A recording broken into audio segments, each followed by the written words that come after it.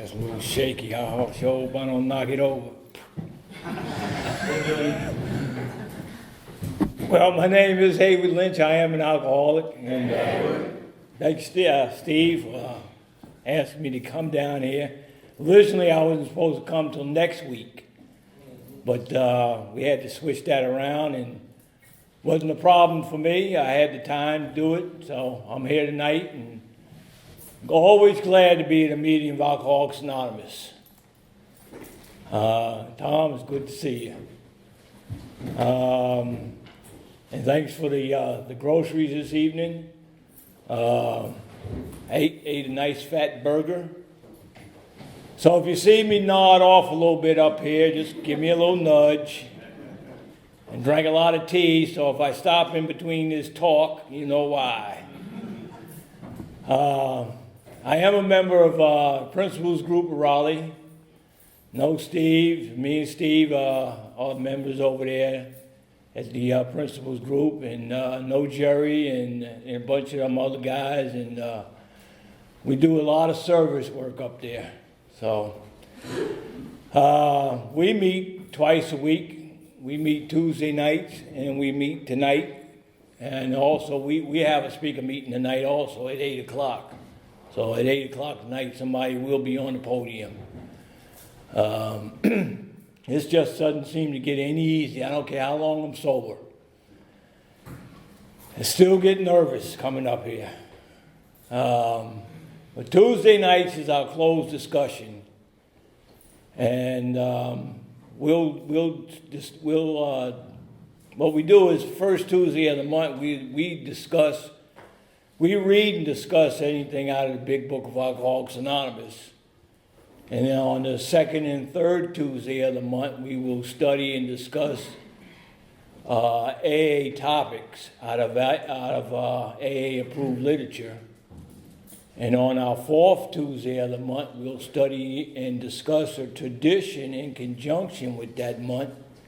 And when we have a fifth Tuesday, and there's like 5 Tuesdays out of the year, we'll have a workshop is what we do.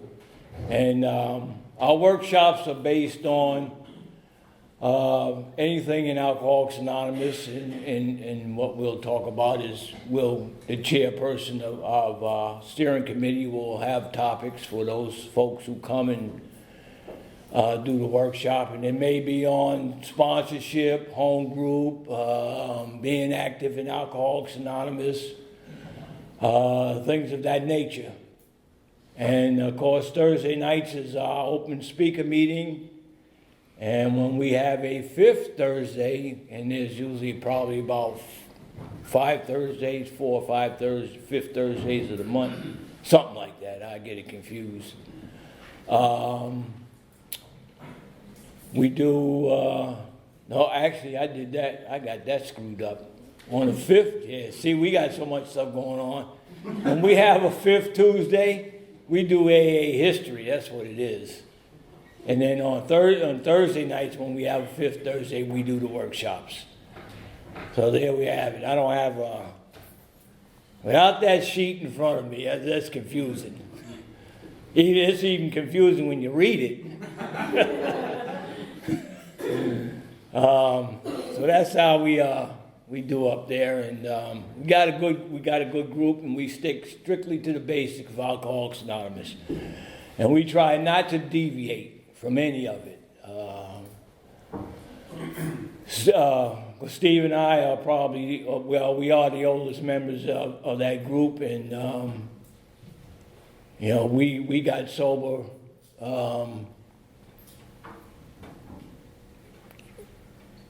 from hearing the old timers when we got to Alcoholics Anonymous, and what we heard was Alcoholics Anonymous. And so that's what we try to stick to today.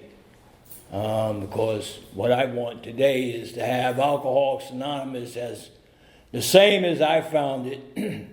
If my grandkids happen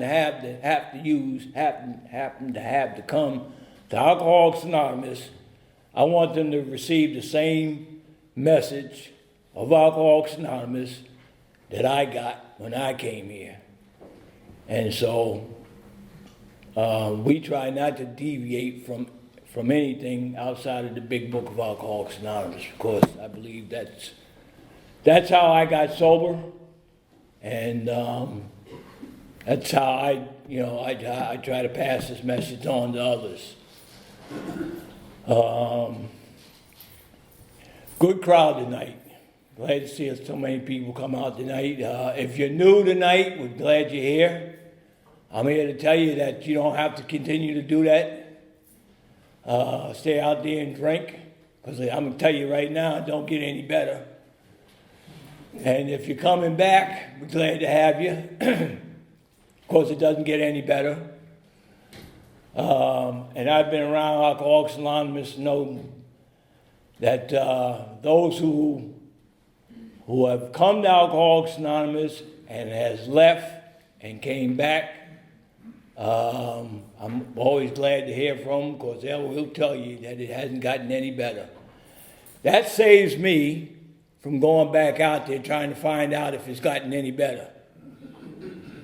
All right, because I'm here for the long haul. And when I leave out of here, I want to leave out of here as a good sober member of Alcoholics Anonymous. And I always tell Steve, when I leave out of here, I don't want anybody coming to my funeral boo-hooing. Just think of me as a good member of Alcoholics Anonymous, turn on some good music and have a good damn time. Ain't no sense in, whining and crying about this guy in the casket. Hey, I just, I did what I was supposed to do, and that's how I want to be remembered. And that's plain and simple, nothing else. But I'm here because I'm a bad drunk. There's no doubt about that. And if I don't watch my time, it'll get away from me too.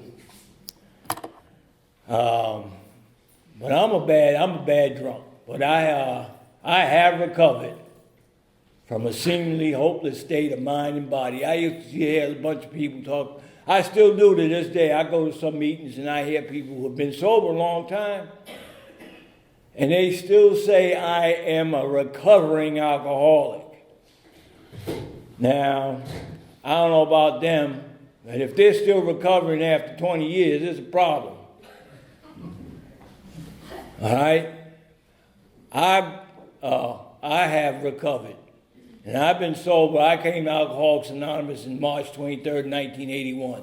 So I have recovered. Doesn't mean I'm cured, but I have recovered from a seemingly hopeless state of mind and body. And that means because I have done everything that it talks about in the big book of Alcoholics Anonymous to recover from that illness.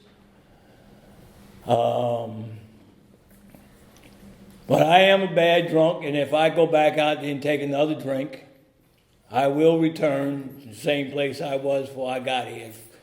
First guy that sponsored me told me that if I go back to drinking, my past will become my future. And so I remain here and try to do everything I possibly can to remain sober and pass this great gift on, so that I can stay sober and have a pretty decent life. And, I like to always tell people that, I got more today than I deserve. And that's because of Alcoholics Anonymous. When I got here, I was in pretty bad shape. I was full of fear, anger. I was hopeless, incapable of handling my responsibilities. I was a poor parent, a poor husband, a poor friend, just a bad member of my community.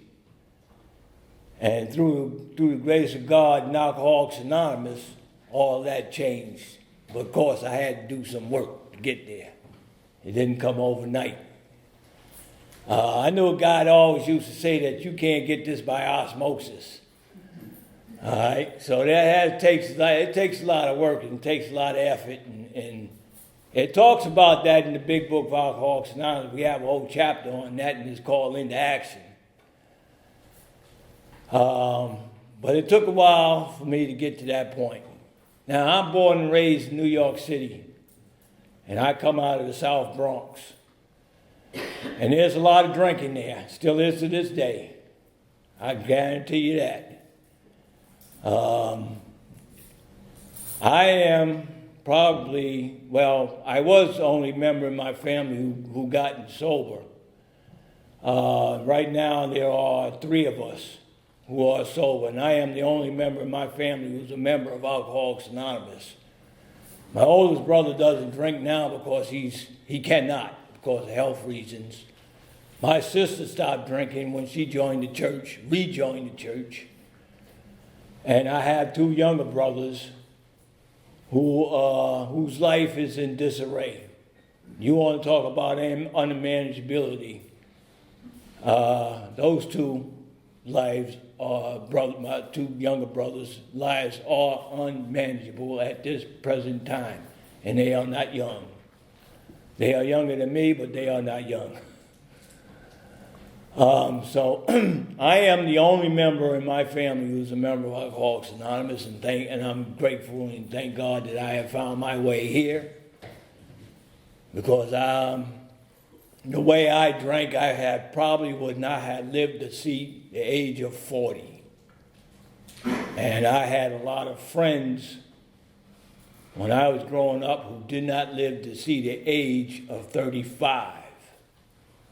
They were dying from the illness of alcoholism. So you can see that we were bad drunks. And we drank.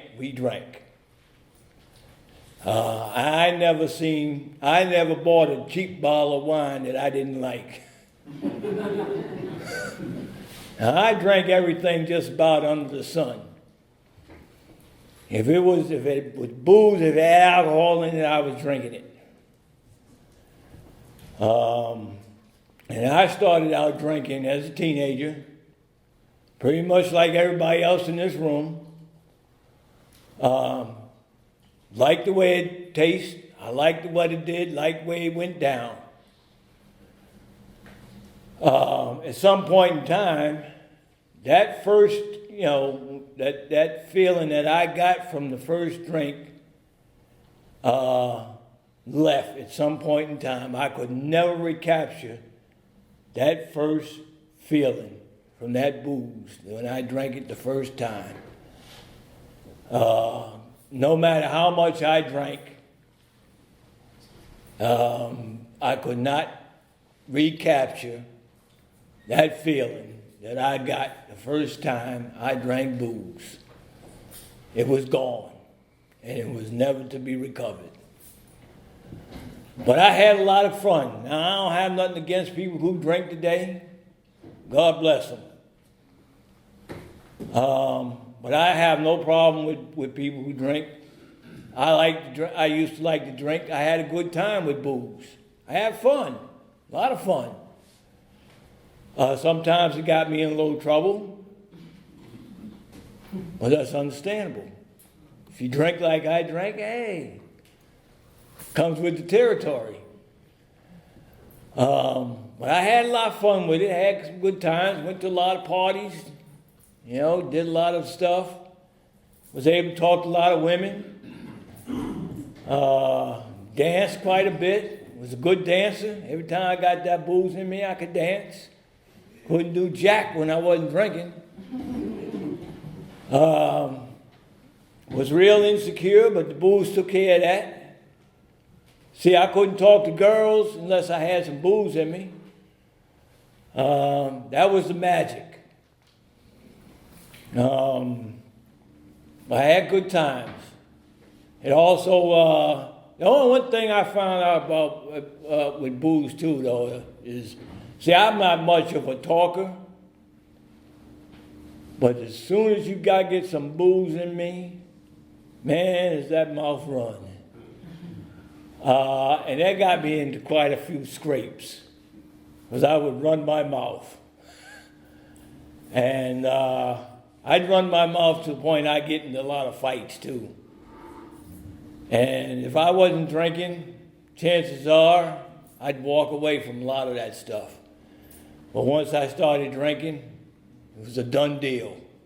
I wasn't backing down, and I wasn't leaving. We're gonna tussle. But I had a lot of jobs, which I screwed up because of booze. I had a lot of good jobs. This one of the things I found out, and I never went to college, but I always managed to get good jobs. Now I wasn't, the sharpest knife in the drawer, but man, I can get good jobs just by going and applying for a job. And I always, managed to do that for some reason. I kept a lot of money in my pocket, wore nice clothes, dressed real well, had great times with it. But at some point in time, I crossed that line. And what happened was that I got to that point where I couldn't live with it, and I couldn't live without it. And I didn't realize that. Didn't understand it, didn't know it. I lived in New York until I got into a lot of trouble and had to leave. After the second time I'd gotten locked up, I had the opportunity to leave New York City. Now I figured it was a good chance to straighten my life out, because by this time, this was between the year of 1967 and 1971, my life was going downhill. The minute I started drinking, my life was going downhill. And like I said, I had good jobs in between all that time, but everything was slowly going downhill. Well, I was getting in a lot of trouble, and ended up I was getting arrested and stuff like that. But I had an opportunity to leave the state of city of New York City under the conditions that I'm no longer getting in any trouble, and I get a job. Well, I never had a problem getting a job. I always find a job. I just had that knack for finding jobs. Well, I left, and I moved to Burlington, Vermont. Never heard of the place, never been. It wasn't on my radar. But I left there, and of course, when you leave someplace, you always take yourself with you. My drinking kind of slowed down when I left there. I got a job. wasn't what I wanted, but it was a job I had. Was under the conditions that I had to get some employment and stay so I could, because I was on probation, and that was one of the conditions that I get to find some employment and keep my nose clean. And it didn't stop me from drinking. He didn't say anything about that. So, but I didn't drink much when I first moved there. For about the first 6 months, I didn't do a whole lot of drinking. I did some. That convinced me that I didn't have a problem. 6 months later, my drinking was just like it was when I was living in New York City. I was drinking just as bad. And again, I was drinking just like with water. I was drinking daily, being irresponsible, doing all kinds of stuff that shouldn't be doing, getting into trouble, going into bars, fighting, carrying on, just having, and I thought that was fun. I thought that was having a good time. But along the way, I did a lot of stuff that just didn't make any sense. I eventually gotten, I'm going to try and keep this short so I can get sober here. I got married in 1977. Of course, that didn't slow me down either. I continued to drink. One of the things I found out, if I can pick an argument with my wife, I can get out of the house. So that was another trick. And I'd do that. And I'd start arguments so I can get out of there. Go to the bar, have some drinks with my friends, hang out with my buddies, chase some women. You know, stuff like, I don't know why I chase women. As I'd get too drunk, take them home anyway. Or take them any place, for that matter. But that's what I'd do. I'd get drunk. And, I became, I had a few blackouts. I was driving drunk. Fortunate, I was just lucky that I never got pulled over for DWI. I never ran into anybody. I guess I was just lucky that I didn't, none of that stuff happened to me. And I didn't lose, I had a full-time job, which I didn't lose. I managed to work that job for 26 and a half years. That was because I got in Alcoholics Anonymous before I ruined that. But, I was, like I said in the beginning, I was a poor parent. I was irresponsible. I was a poor husband. Bad member of my community. Just doing all sorts of wild stuff with a bunch of bad drunks that I hung out with. Because that's all I hung out with. I wouldn't hang out with you if you was sober. I mean, if you was either sober or you were a, what do you call those people that social drinkers? I don't know any social drinkers. But these are folks I hung out with, who like to drink, get into bar fights, get into trouble, get locked up. I had a friend of mine, good friend of mine, his name was Victor. He came out of New York like me. And Victor liked to drink, because he liked to do a lot of other stuff too. And Victor was I think he was a little off his rocker half the time. I don't think he was playing with a full deck most of the time anyway. Well, me and Victor were good friends. And this one in particular, I'll tell you this one quick story. Victor, I ran into Victor one day in front of the department store. It was J.C. Penney's. And I said, "Hey, Victor, how you doing? What's up, man? How you doing? What's going on?" He says, "Well, I'm just standing out here in front of J.C. Penney's waiting for the police to come lock me up." I said, "What?" He said, "Yeah." He said, "They think I stole some rugs out of here." I said, "You stole some rugs?" He said, "Yeah, that's what they thought."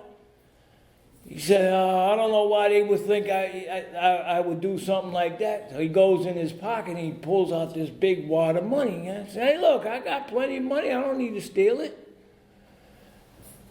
And I said, "Well, why don't we just..." He had a nice big bottle of, I think, Southern Comfort. I said, "Well, Victor, why don't we just go on down to your place? We'll sit down there and we drink down on this booze. Me, you, and the girls." "No, you go ahead."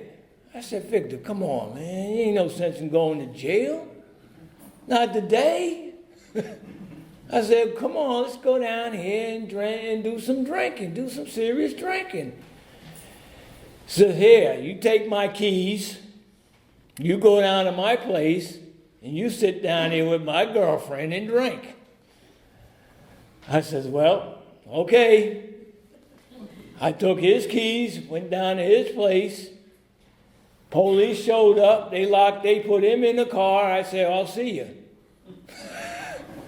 I went down to his apartment, sat down there with his girlfriend and another woman, and we got plastered. A couple of days later, I walked by the jail, and he's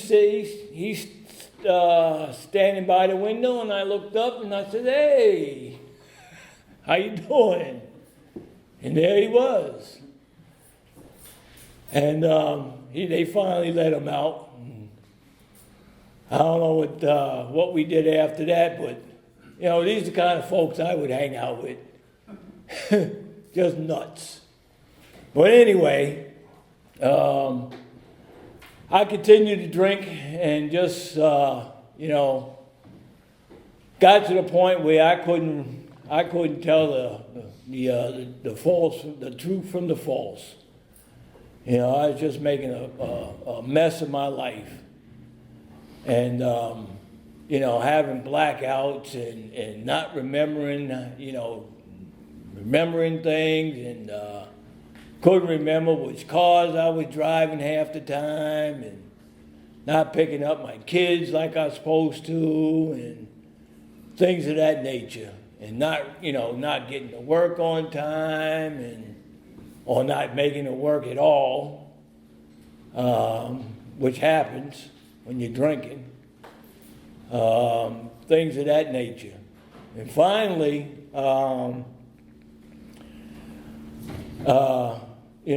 one morning, and I don't know why it happened that particular morning, but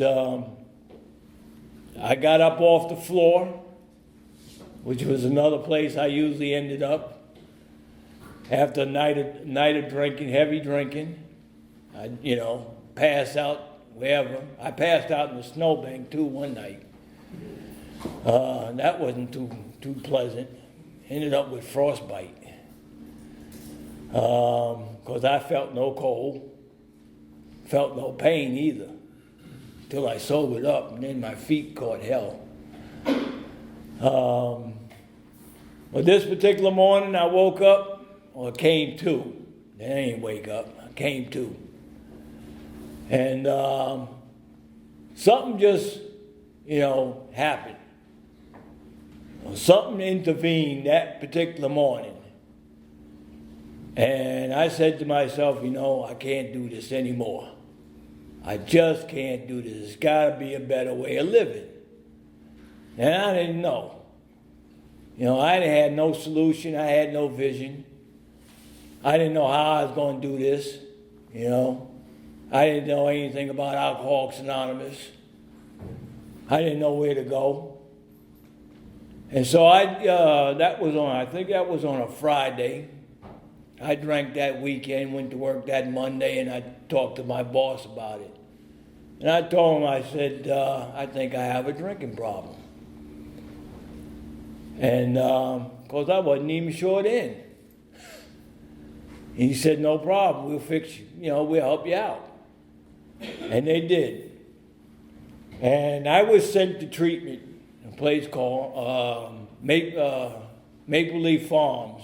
It was in Underhill, Vermont. And the first thing, it was a bad winter day when I went up there. And for the life of me, even today, don't know why I never turned my car around and went back home. It must have been, what I can understand today, it might have been God, just driving that car. But I made it up there, and the first thing I seen, there was a sign on the door that said, "You are no longer alone." I ain't been alone since I've been in Alcoholics Anonymous. And I said, well, I'll try this out. And I went up there and I stayed for 28 days. And I heard a lot of stuff. Half of it I can't remember. I don't know what kept me there. I do know that what I had wasn't working. Because if the booze was still working, I wouldn't have been there. I'd still be sitting on some bar stool trying to talk to Miss Sweet Thing. But it quit working. And so I stayed there for 28 days, and they had people come in, pretty much like we do. We go to treatment centers today and take a meeting in the treatment centers. Well, they had people doing the same thing. They'd come to that treatment center, and they'd come in, they'd bring a meeting, and they'd talk about the first 3 steps of Alcoholics Anonymous. And I didn't understand anything. I didn't realize my life was unmanageable. I didn't realize I was powerless over alcohol.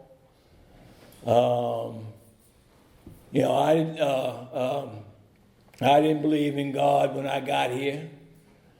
I didn't know I could be restored to sanity. I didn't know any of this stuff. But they continued to come in there and they continued to talk about this stuff. And I just sat there and I listened. And I listened and I listened. And on Friday nights or Saturday nights, one or two, they'd have a big speaker meeting. And they'd bring in people, come in and give a talk. And that's how I met my first sponsor. And I asked that guy, because he was out of New York City like myself.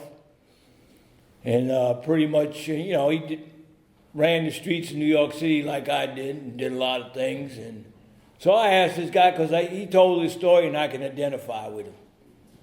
Because they kept talking about don't compare, but try to identify. Well, I can identify with this guy. Because anybody can run the streets of the South Bronx like I did. I ain't got no problem identifying with that. So I asked this guy if he'd be my sponsor. And he said, sure. And what happened was he put me on this path. And, I continued to come to meetings. And one of the things that I found is, I enjoyed coming to meetings of Alcoholics Anonymous. I had found a home. Now, I didn't know at the time whether or not this was going to work for me. But this guy told me, he said, try Alcoholics Anonymous on for size. He said, go to 90 meetings in 90 days. And if you don't think Alcoholics Anonymous is for you, we'll gladly refund you your misery. So I stayed. Made sense to me. And I've been here ever since. But I continued to come, and I went to meetings every night, and we had large speaker meetings. I enjoy speaker meetings. I love speaker meetings, still to today. We don't have enough of them in Raleigh. But we had a lot of speaker meetings in Burlington, Vermont, and most of our speaker meetings were 75 to 100 people. And they would be on Tuesday nights, Monday nights, Tuesday nights, Thursday nights, Friday nights. We had big pots of coffee, everybody smoked. One Friday night, one of our speaker meetings, which was held on a Friday night, was so huge, everybody smoked in there. It'd be so bad in the wintertime, you had to open the windows. And of course, in the wintertime, it may be 10 below zero. But if you go outside, you can see all the smoke coming out of the windows. But I loved it. Absolutely loved it. We'd have 2 speakers. I can't tell you what they said. But I kept coming back. Because I wanted to hear more. Apparently these folks had something I wanted. And they seemed to have a life that I didn't have. And so this sponsor I had, he began to put me on this path, and they began to take me through the 12 steps of Alcoholics Anonymous and the big book of Alcoholics Anonymous. And I had a lot of problems. I always say that nobody comes to Alcoholics Anonymous on a roll. We come in here with a lot of problems. And this guy told me, he said, it took you a long time to screw yourself up. it's going to take you a long time to get yourself back together. And the only way to do that is to practice the 12 spiritual principles. And what I know today is that if we practice them as a way of life, life gets better. That's why I always tell people today that I have, I got more than I deserve today, because I practice the principles as a way of life today. And it's become my life. We were talking about, Tuesday night our discussion was on the 11-step prayer. And they called on me, and I talked a little bit on it, and I said, if we practice this prayer today as a way of life, everything else seems to just kind of shrink down. All that anger and resentments and the selfishness and all the other stuff, the hopelessness that we come in here with, seems to kind of just vanish, goes away. I don't know where it goes, but it goes. But I said, I told him, this stuff works if practiced as a way of life. And for me, that's what I found. That, I have to practice this as a way of life today. And most of I think most of it just comes naturally, or just, I'm not really conscious of it because it's such a way of life today. It's just natural now.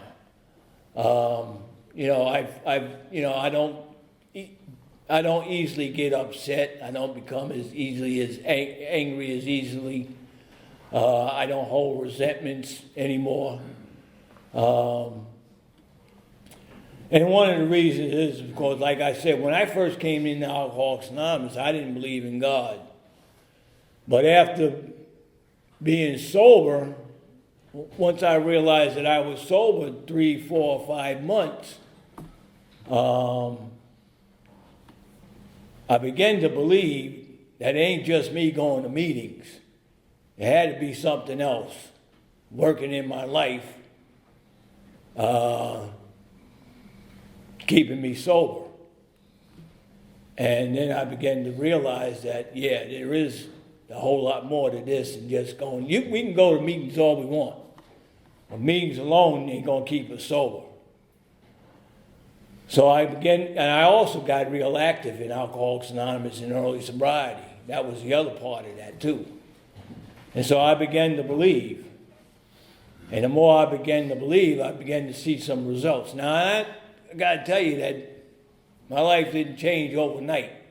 I had to do a lot of stuff because I had realized how much of a mess I made, not only in my own life, but everybody around me. And then, I had to learn to become responsible.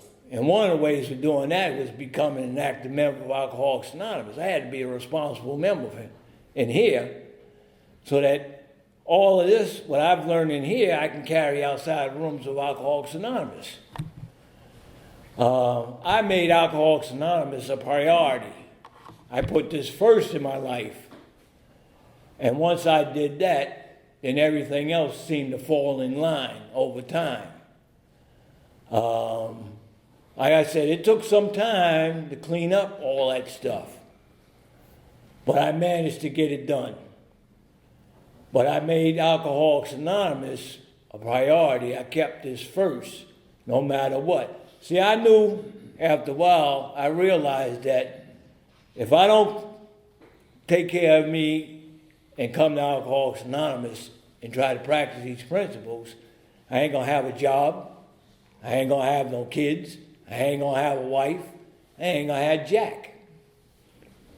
So I had to do this first, regardless of the outcome. Now, I also began to realize that even though I'm sober, I could lose all of that, but I can remain sober. And, I also realized that I no longer had any excuses for taking another drink. I couldn't buy an excuse to take another drink. And, I had some problems, but I was I was working through them slowly. And, I could have just blamed anything at that point in time and say, well, this ain't working, I'll just go ahead and drink. I can blame my employer for not giving me that promotion. Hey, I deserve this promotion. I'm doing better than Jack, this guy over here. And he getting it to this guy who don't show up half the time. I could have used that as an excuse to say, well, you know what? Heck with it. I might as well go drink. But I just never found it necessary to do that. I've learned to work through the process of practicing these principles as a way of life. And what I did was I practiced them not only in the home, but on my job and every place else I can possibly practice these principles. And that has served me quite well today. It has served me real well. And Steve always says to me, he says that, if Hayward goes down, it ain't much hope for the rest of us. I had a little issue on the job I'm on. Maybe 7-8 months ago, I had a little issue. And with a guy came in, they brought him in as a manager, and I worked on him. This guy just walked right in. He had the big sign on his head, I am manager. Right? And we bumped heads. And I could have roughed this guy up. I was about to rough this guy up pretty bad. And I started on him, and then I stopped. And I backed up, and I figured, you know what, this ain't the way to go about this. And so I turned all that around right quick. And I went back to him, I said, I apologize. I said, this isn't, because something else was taking place, with a problem, and I went to him with it, and he didn't like what happened, and I said, well, this wasn't your fault, it's not your, but I apologize for coming at you like this. I shouldn't have done that, and that was that. We haven't bumped heads since. But that's only because of what I've learned here. And I knew it wouldn't have been right if I had to rough this guy up. I just knew it. That wouldn't have been the way to go about things. Early sobriety, I probably would have. If I had only been 2 months sober, 3 months sober, I'd have roughed him up real bad. And wouldn't have cared. I absolutely wouldn't have cared. But I have a conscience today. And so I try not to do these things. I'll tell you a quick story because this is real weird. My daughter and I was going back to my house, and I stopped at a red light because the light was red. I drive my Ford pickup, Ranger pickup. It's pretty old by now, and this guy runs in the back of me for no apparent reason. So I looked at my daughter and I said, I think this guy just hit us. So I got out, I walked over to his car and I said, what's going on? The guy cussed me out. Literally cussed me out. And I'm standing there dumbfounded. I'm like, whoa. I said, I'm not going to touch this. I said, what's the problem? And he started in, and I said, okay. And I slowly backed up, got back in my truck, went about my business. And I'm thinking, there's something wrong with him because he's driving this nice Cadillac and he's running in the back of me. He must be on something.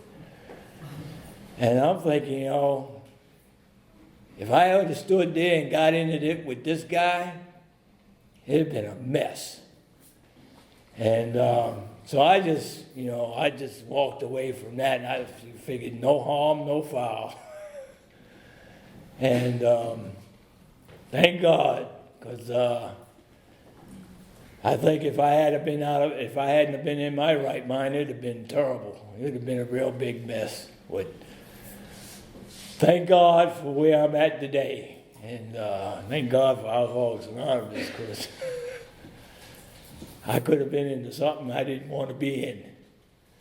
But I'm grateful to the Fellowship of Alcoholics Anonymous. I always say that I'm grateful to folks who were here before I got here, because those are the people that put me on the path of this. And what I try to do today is to continue on this path and try to pass this great gift on to the others who come behind me. I try to work with others. I actually, I'm not a big fan of open speaker meeting, not open discussion meetings, but occasionally I may go to one. If I have the urge or the need to find someone to work with, we have a place up in Raleigh. It's called the Camel Club. And occasionally, sometimes I'll go over there because I might want to try to find somebody to work with, because I enjoy working with others. And so sometimes I go over there hunting for pigeons. But most times, I'm not a real big fan of open discussions. I went over there one day, and one of my home group members was over there, and I told him, I said, well, I'm over here now just to hear what they're not talking about. And they opened up this meeting. They had brought up a topic, and I looked at him and I said, that's what I'm talking about. They're not talking about the solution to our problem. They're not talking about what's in the big book of Alcoholics Anonymous. I said, this is why I come over here, to find out what they're not talking about. And that's what I'm about. I'm all about the big book of Alcoholics Anonymous. I'm all about what's printed in these pages, because this is what saved my life. This is what saved me from a disaster. This is what has given me a life today. This is what's given me a vision. This is my solution to my problem. And, this is what like I said, I do my best not to deviate from what's in the big book of Alcoholics Anonymous or any other AA-approved literature. I'm a big fan of AA-approved literature. I've got several books on AA history, which I occasionally will read. I love the history of Alcoholics Anonymous. Enjoy it immensely. And that's what I'm about today, because that's the message that I've got when I got here to Alcoholics Anonymous. And that is what has saved my life. And that is what has given me a life today that I can absolutely enjoy. It's not perfect, but I can enjoy what I have today. The one quick thing is that I'm getting ready to embark on a new journey. After 40 plus years of working, I'm getting ready to retire. I don't know how that's going to turn out. First thing, I told my wife the first thing I'm going to do when I retire, the next day after that, I'm going fishing. I'm going right to the lake and drown some minnows. And then after that, I'm just going to take it a day at a time. see what happens. Because I had, I don't know what that's going to be like. I've been working for so long. It's going to be kind of weird not having to get up in the morning, and I will get up so I can go fishing though. But it's all about enjoying what Alcoholics Anonymous has given me, and being able to spend. One of the other things is probably being able to spend more time trying to give back to Alcoholics Anonymous. Because I don't believe I can give back all I've gotten today. And so that's one of the other things I'm going to try and do. I know I can, if I hook up with Steve, I'm sure we can do some stuff around there in Raleigh, and try to get this message out to those who need it or want it, and try to help others. But so I'm glad, I'm glad and appreciate and thankful that I'm sober today and got a life, and my family appreciates what I'm doing today, and I know they're glad I'm sober. Steve, again, I appreciate you asking me to come down, and always enjoy doing what I can for Alcoholics Anonymous. And with that, that's my story.